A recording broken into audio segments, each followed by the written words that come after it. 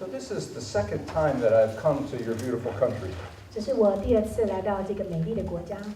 And on this visit, I've been able to go to one of your national parks in Taipei.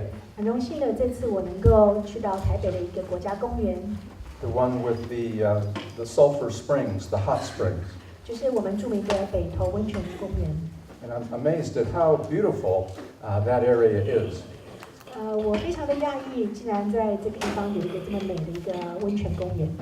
It's very meaningful to me that you can go from the middle of a very big city like Taipei to this park in just 20 minutes. 台湾的多元性呢，是竟然可以从一个平地，一个非常繁华的一个商圈，一直在短短的几分钟之内就可以到山上，然后甚至于到一个温泉的度假胜地。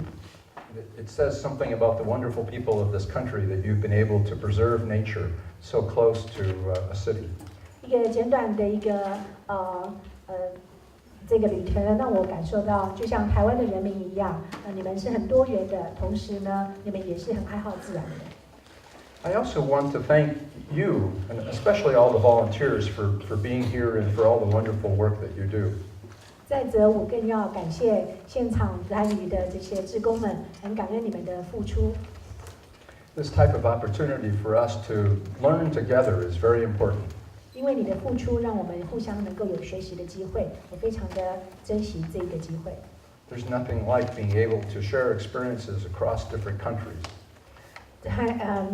我们能够这样子的互相的交换我们的意见，然后来跟大家学习，是非常非常珍贵的。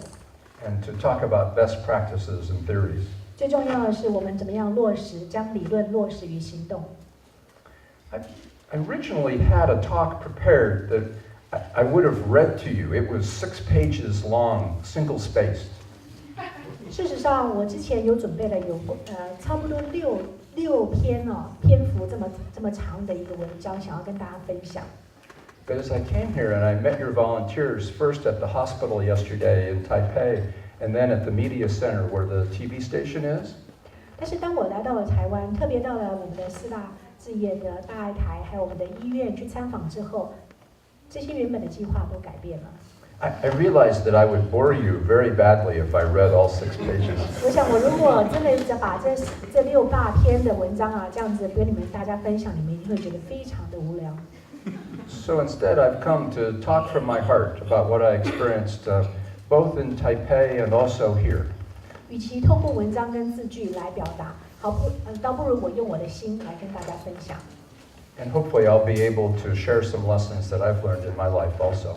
希望我这次能够很成功的把我的经验，还有我所感受到的，在今天这个地方跟大家分享。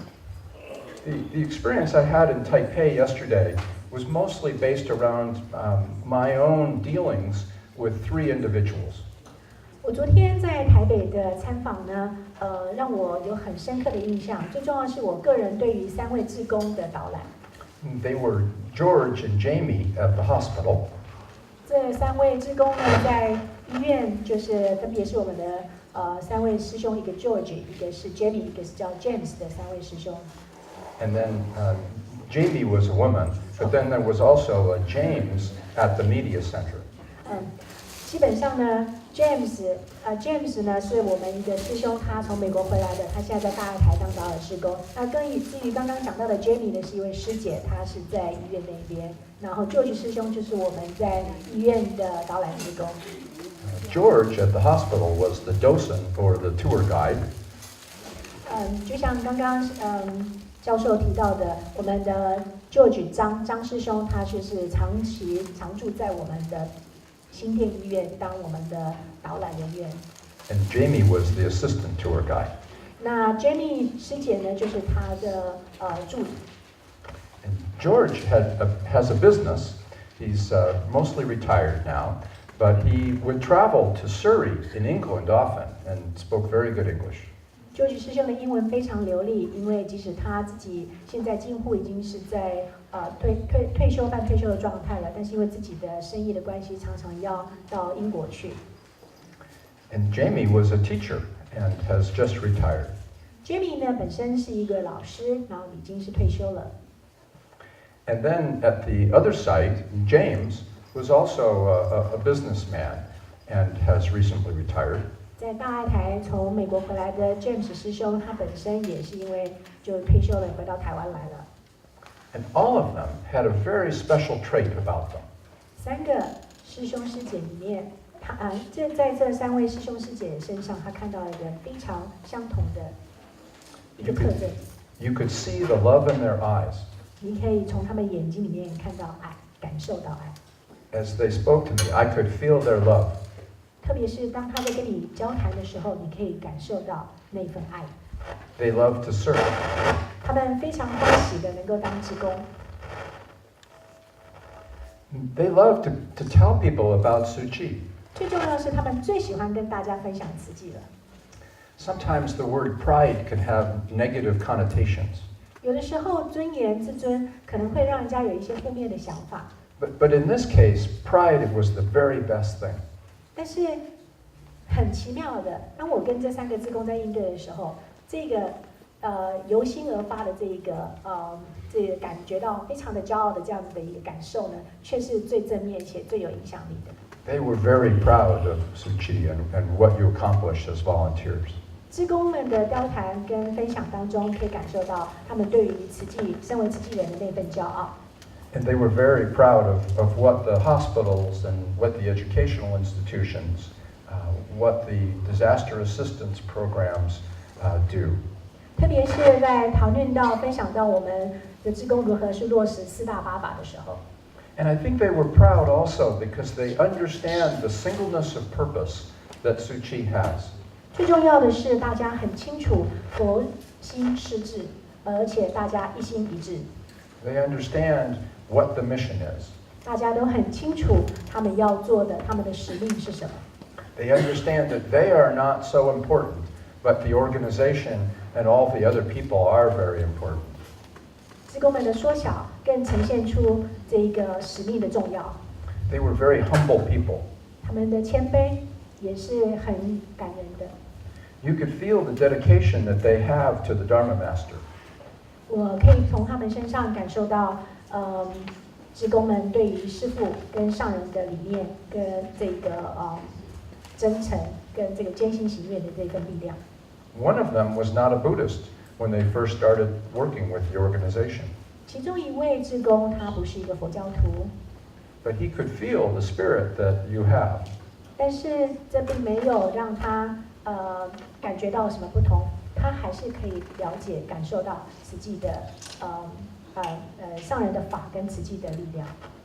And so he has begun practicing now as a Buddhist as a result of the good influence that you and others have had on him. 所以，因为这份爱的力量，他现在即使不是一个佛教徒，他已经开始在慢慢的了解佛法。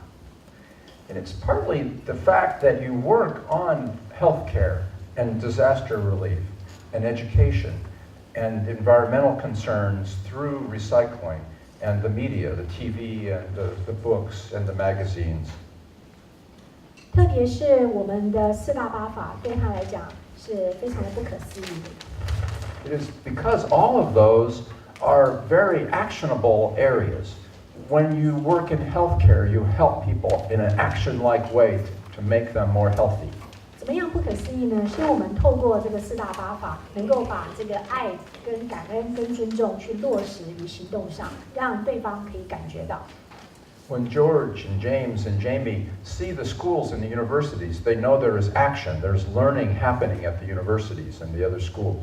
就好像是我们的医院志工，像我们的医生，他在我们的医疗的事业上，能够透过他们的专业去帮助到人。我们的志工也能够从志工身上去抚慰到病人。那同时在学校，我们的 Jamie，本身已经是一个退休的老师，他能够在教育上面感觉到那个使命。They're proud because they know of the commitment to action that this Buddhist organization holds close to its heart. 也因为他们清楚了解这一个使命的重要性，所以他们可以非常自在的、非常欢喜的去当一个志工。And it's because of my experiences with them yesterday that I decided not to read my 6-page talk. 也是因为就是他们给我的影响跟这些感动，所以我才决定不要把我那6篇非常长又非常长的那个文章来跟大家分享。So you should all be very grateful to them. 所以你们应该要跟我一样非常感恩这3位师兄师姐。But I think it's very important to understand that in the strategy that Tzu Chi has chosen of having action at the center of the organization, that something very special happens. 首先我先要提到慈济是如何把这个理论落实于行动这一个重要性。In each of the strategic thrusts or tactics or footprints that you leave, there is a noticeable impact that can be measured. 如果佛法没有办法落实，那我们就没有办法真正的去印证它。但是因为我们把它落实于行动上了，所以每一步脚印、每一个动作、每一次的一个参与，都在世界上留下了一个足迹。Healthcare can be measured. 而且还是更何况说还可以用来做衡量，就像我们在医疗上。它变成是一个可以衡量的，爱是可以衡量的。Educational progress can be measured. 教育体制上，我们也可以看到它也可以衡量的。How many people read a newspaper or how many viewers watch the TV can be measured. 我们甚至于可以去衡量有多少人看电视，有的人看杂志、报章、杂志、刊物等等。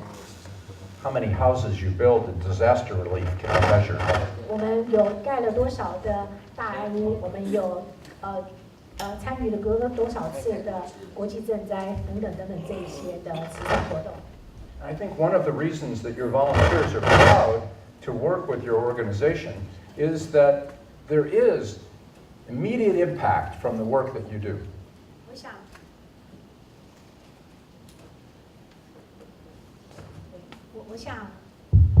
我想今天为什么我们的志工可以非常骄傲的，而且非常法喜的在参与每一个慈济活动，就是因为我们所做到的，或是我们所去做的，都会有一个正面的影响。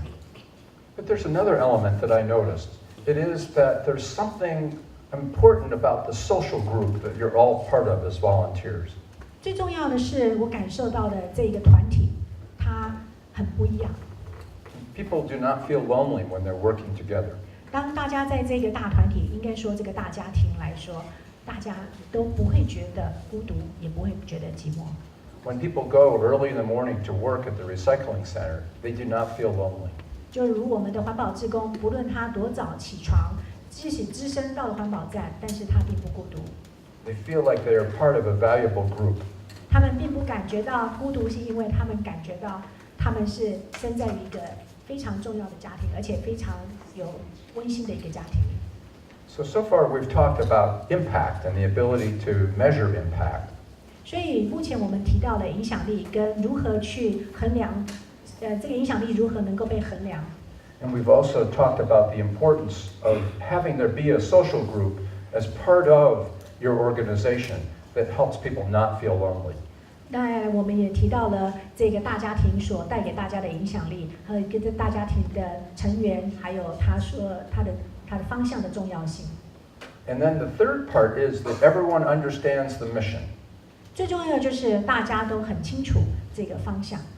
And they understand their part in helping to achieve the mission. 而且大家也很清楚他个人的责任职责所在。And now what I'd like to do is to talk a little bit about the way that other people look at the world.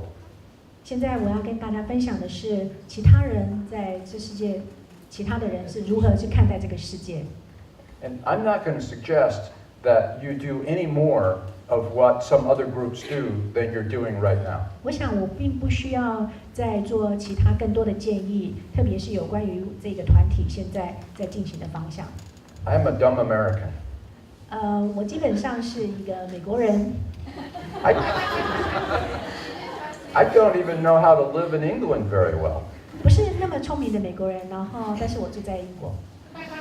And so I come here to Taiwan, and I do not intend to tell you what you should do. 然后我现在来到台湾了，我更不会想说要怎么样，告诉你应该要怎么样去生活，怎么 But 做。I do have some observations about how people look at the value of life. 但是我想跟大家分享的是，其他的人是怎么样去看待什么叫做有价值的人生。And so this slide on the left side talks about how many people die each year related to poverty. And so it's 18 million people die each year. 所以在这个荧幕上，我们看到一年差不多有1800万的人因为贫穷而往生。And this is death that comes about as a result of not having enough food or dying of diseases that could have been prevented for poor people. 很多时候，这些贫穷是因为不够没有东西吃，或是因为他们没有这个钱，没有这个能力。And so this is a very big problem, and it may not be possible for Tzu Chi to solve that problem during our lifetimes. 当然，我们并不会觉得说慈济每年要去救，一定要救到1800万个人哦，就所以And so what is the next most likely way for people to die around the world right now? 那同时呢，还有另外一个我想要跟大家分享的是另外一个死亡率，其实也是很高的。It is because of murder, and the ratio of the number of people who die from murder as compared to die from poverty is 37 to 1. 那就是谋杀，虽然它的死亡率也是很高，但是还是不及这个贫穷所带来的这个死亡率高。它的比率是37:1。And so while I do not think that it's very easy for Tzu Chi to solve that whole problem of poverty, I think it's even a more difficult strategy for Tzu Chi to try to solve the problem of murder around the world. 虽然说37:1是比较，就代表说这个谋杀的死亡率是比较少，但不代表说因为这样子，所以呢，这个就是慈济应该要去着重的地方。And then there's another way to look at how people die. And this figure here of 90 to 1 is the ratio of how many people die because of disasters as compared to the 18 million who die as a result of poverty. 另外一个死亡比例要分享的就是在上面我们看到，因为天灾人祸而死亡的每一年的比例来讲是90:1。Now, clearly, there's a relationship between the poverty and the death from disaster, but these are people who really did die because of floods or earthquakes or landslides.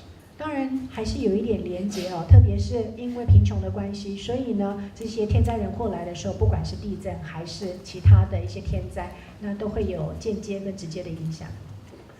And so this is where there is a fair amount of focus for Tzu Chi, is in the disaster relief area. 所以在这里我们可以看到，我们的慈济国际赈灾上也扮演了很重要的角色。But it'd be very difficult to try to approach this issue. 但是同样话再说回来，我们还是没有办法期许慈济这样子的一个团体，每一年可以拯救到1800万个人因为贫穷而死亡。There's one other area where there are very many deaths. 在另外一边，我们也有看到，有另外一个死亡率，这是因为战争。And that is the area of wars worldwide. 因为这个战争，所以呢，这个死亡率造成的比例是490:1。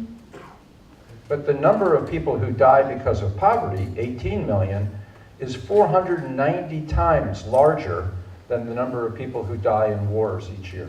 所以这个比例比起来，跟贫穷比起来，490:1，事实上来说，这个差距是很大的。I also do not think it would be very easy for Tzu Chi to make its major emphasis to end war in the world. 当然也不能够因为说这样子，所以我们就觉得慈济应该要开始把这方向转移到说要怎么样去停止战争。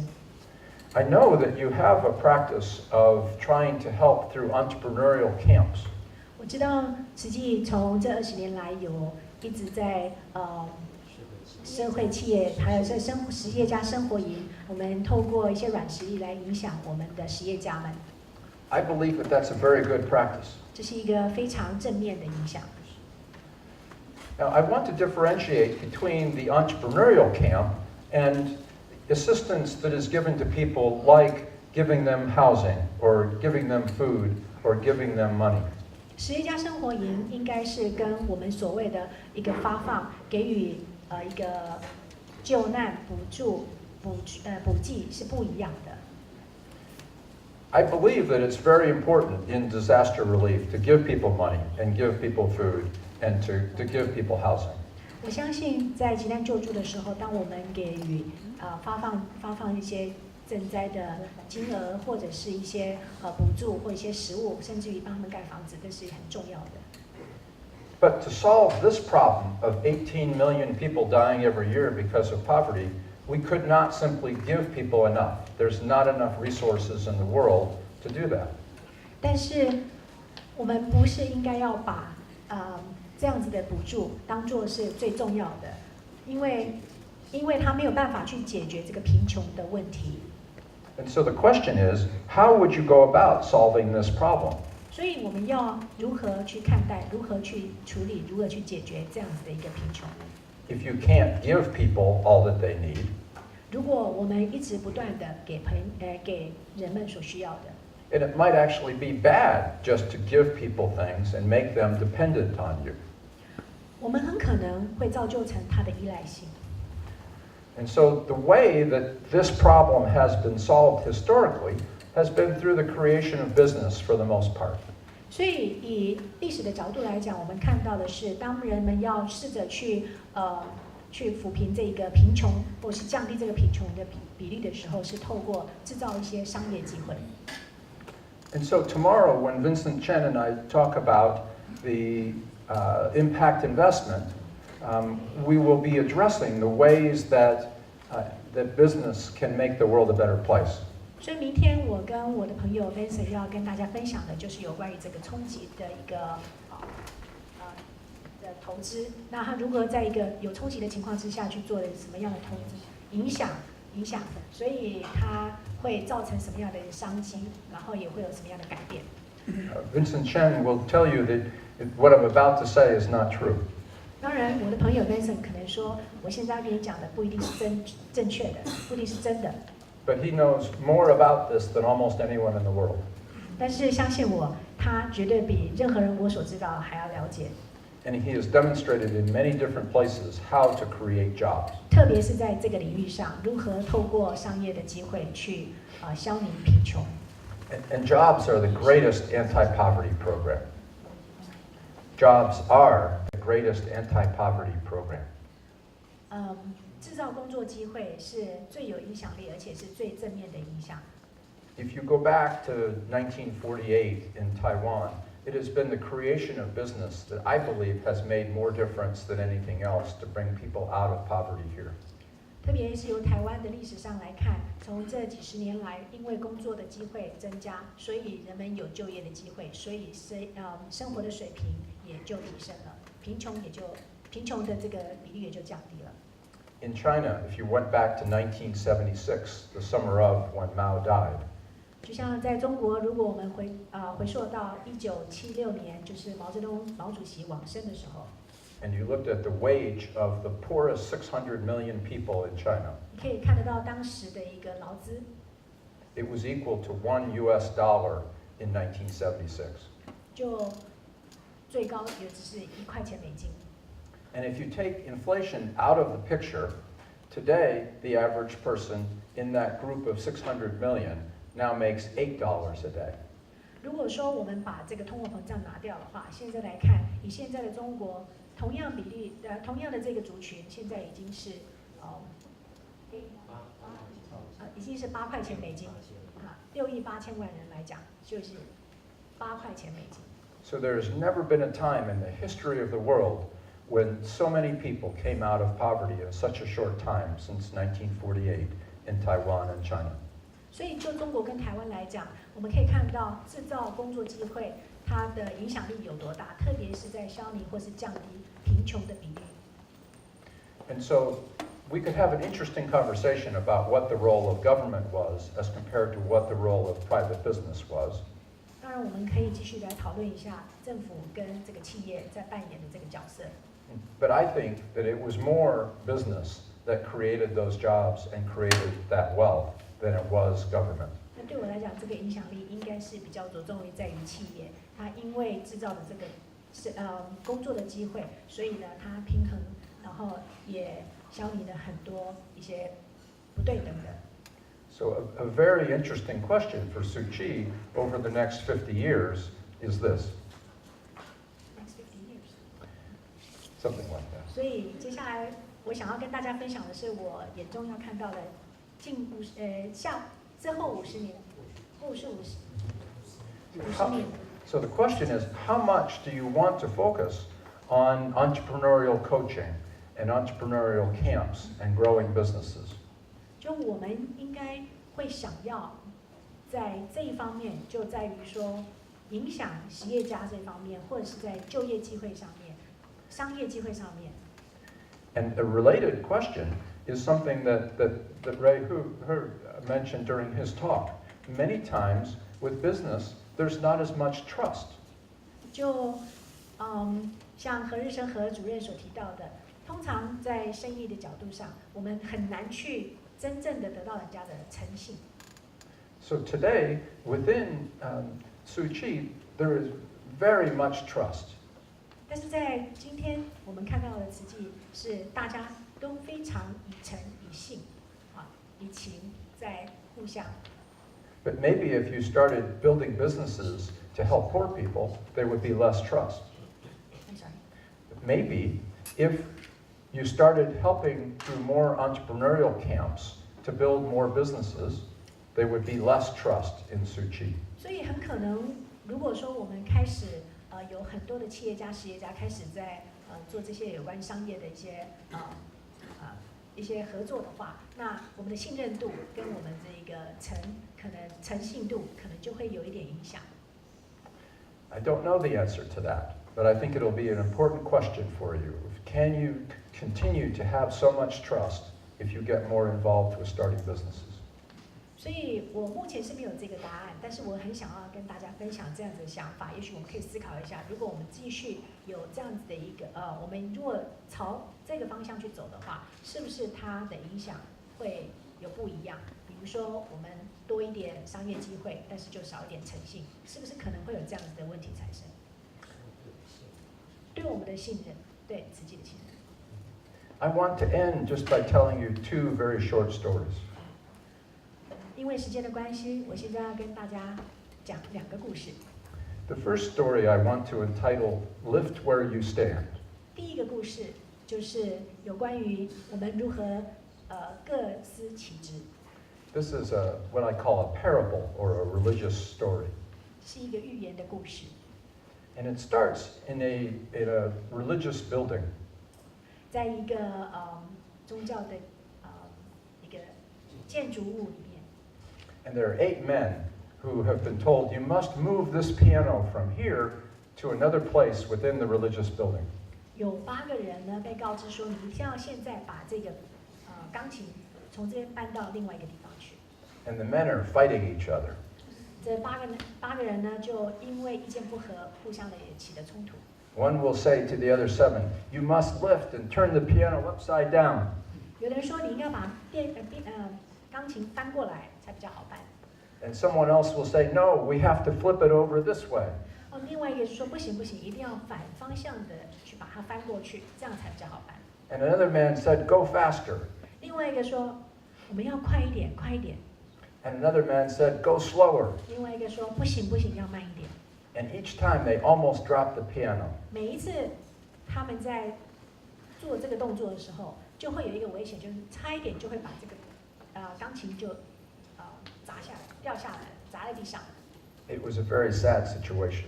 因为他们不用心、不专心，所以其实过程是非常紧张的。But then a woman spiritual leader walked into the room. 就在那时候，有一位女性走进来了，这就是他们的精神导师。And the men had much respect for her. 因为这8位男士都非常的尊敬这一位精神导师。